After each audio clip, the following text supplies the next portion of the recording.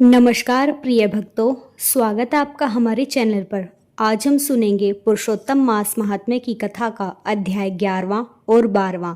ये दोनों ही अध्याय हम एक ही साथ इस वीडियो में सुनाने वाले हैं, इसलिए इस कथा को अंत तक सुनिएगा मित्रों।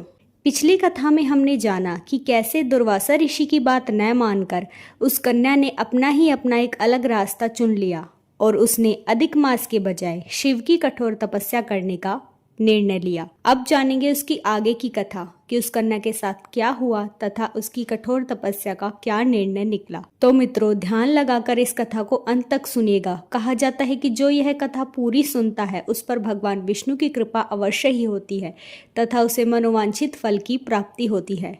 कमेंट में लिख दीजिए जय श्री कृष्ण। चलिए मित्रों, यह कथा शुरू करते हैं।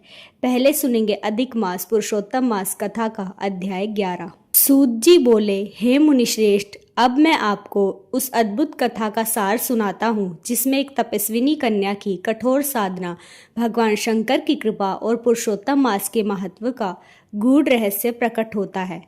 नारद जी के प्रश्न करने पर श्री नारायण बोले, एक समय एक ऋषि की कन्या ने भगवान शिव को पति रूप में पाने की इच्छा से अत्यंत कठिन तपस्या आरंभ की। वह कन्या अत्यंत दृढ़ निश्चयी और धैर्यवान थी। उसने ग्रीष्म ऋतु में पंचाग्नि के मध्य बैठकर तप किया, शीतकाल में ठंडे जल में खड़ी रही और वर्षा ऋतु में खुले आकाश के नीचे बिना किसी आश्रय के निवास किया। इस प्रकार उसने हजारों वर्षों तक तप करते हुए अपने शरीर को क्षीण कर लिया, परंतु उसकी भक्ति और संकल्प अडिग रहे।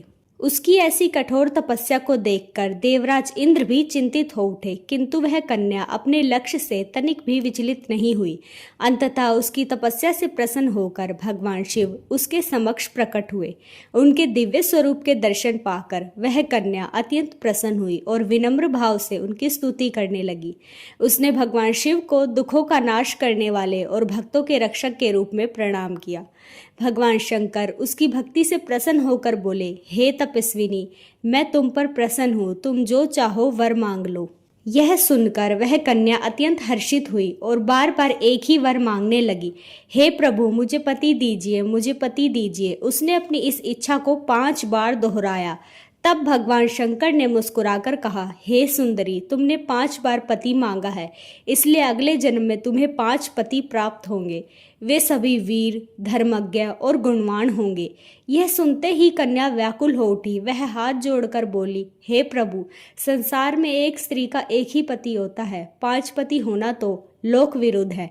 कृपया मुझे ऐसा वर ना देकर जिससे मेरी हानि हो। तब भगवान शंकर गंभीर होकर बोले, हे बाले, यह सब तुम्हारे पूर्व कर्मों का फल है। तुमने पूर्व जन्म में महर्षि दुर्वासा का अपमान किया और पुरुषोत्तम मास का अनादर किया, उसी के कारण तुम्हें यह फल प्राप्त हो रहा है। इस जन्म में तुम्हें पति सुख नहीं मिलेगा, पर अगले जन्म में तुम्हें 5 पतियों का सुख मिलेगा और अंत में परम पद को प्राप्त करोगी। शिवजी ने आगे कहा, पुरुषोत्तम मास अत्यंत पवित्र और कल्याणकारी है। जो इसका श्रद्धा से पालन करता है वह सुख, समृद्धि और मोक्ष को प्राप्त करता है, परंतु जो इसका अपमान करता है उसे विपरीत फल भोगना पड़ता है। ऐसा कहकर भगवान शंकर वहां से अंतर्ध्यान हो गए। उनके चले जाने पर वह कन्या अत्यंत दुखी और चिंतित हो गई, मानो कोई मृगी अपने समूह से बिछड़ गई हो। सूत जी बोले, हे मुनियों, इस प्रकार यह कथा हमें यह शिक्षा देती है कि भक्ति और तपस्या का फल अवश्य मिलता है, किंतु धर्म के नियमों और पुरुषोत्तम मास के महत्व को समझकर उसका पालन करना भी अत्यंत ही आवश्यक है। तो प्यारे भक्तों, यह था अधिक मास कथा का 11वां अध्याय। आपको यह कथा यहाँ तक कैसी लगी है हमें कमेंट करके साथ साथ बताते रहिए, और आगे के अध्याय आप कैसे सुनना पसंद करेंगे वह भी बताइए, एक साथ या एक एक करके। और हमने पद्मिनी एकादशी की कथा भी अपने चैनल पर अपलोड की हुई है, वह भी आप जाकर सुन सकते हैं। चलिए प्यारे भक्तों, अब सुनते हैं अधिक मास कथा का 12वां अध्याय। सूत जी बोले, हे मुनिश्रेष्ठ, अब मैं आपको उस कथा का सार सुनाता हूँ जिसमें उस तपस्विनी कन्या के अगले जन्म, द्रौपदी के जीवन और पुरुषोत्तम मास के महान प्रभाव का अद्भुत वर्णन। नारद जी ने विनम्र होकर पूछा, हे प्रभु, जब भगवान शंकर अंतर्ध्यान हो गए तब उस बाला ने शोक में क्या किया? तब श्री नारायण बोले, हे नारद, यही प्रश्न एक बार राजा युधिष्ठिर ने भी भगवान श्री कृष्ण से किया था। अब वही कथा मैं तुम्हें सुनाता हूँ। श्री कृष्ण बोले, हे राजन, शिवजी के चले जाने पर वह कन्या अत्यंत दुखी हो गई। वह भय और शोक से व्याकुल होकर रोने लगी।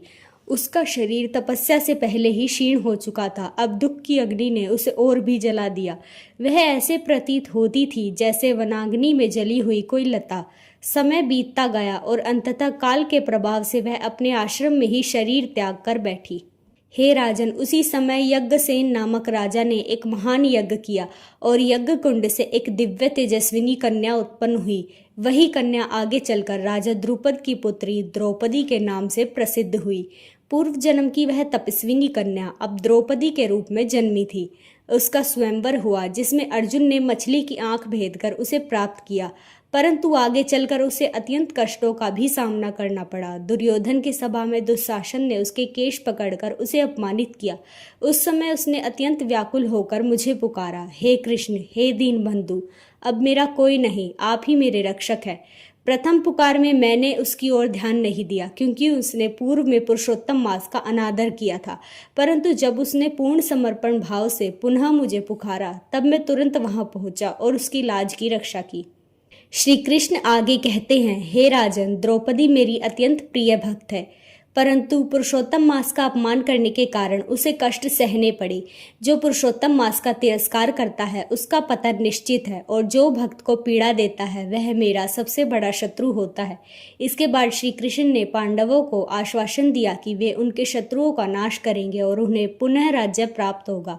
उन्होंने कहा, हे पांडवों, तुम पुरुषोत्तम मास का विधि पूर्वक व्रत और पूजन करो, इससे तुम्हारा कल्याण होगा। फिर श्री कृष्ण द्वारका जाने लगे। पांडव अत्यंत भावुक होकर बोले, हे प्रभु, आप ही हमारे जीवन हैं, हमें कभी मत भूलिए। श्री कृष्ण प्रेम पूर्वक उन्हें समझाकर द्वारका लौट गए। उनके जाने के बाद पांडवों ने तीर्थों में भ्रमण किया और पुरुषोत्तम मास आने पर विधि पूर्वक व्रत पूजन किया। 14 वर्षों के पश्चात श्री कृष्ण की तपस्या से उन्होंने अपना राज्य पुनः प्राप्त किया। सूत जी अंत में कहते हैं, हे मुनियों, पुरुषोत्तम मास का महात्म्य इतना महान है कि उसे पूर्ण रूप से कोई नहीं जान सकता। स्वयं भगवान ही इसके संपूर्ण प्रभाव को जानते हैं। जो मनुष्य श्रद्धा और नियम पूर्वक इस मास का पालन करता है वही वास्तव में धन्य और पूजनीय होता है। तो मित्रों, यह थी अध्याय 11 और 12 की कथा। आगे की कथा भी हम अपने चैनल पर लाते रहेंगे। तब तक के लिए हमारे चैनल को सब्सक्राइब कर लीजिए और बोलते रहिए राधे राधे।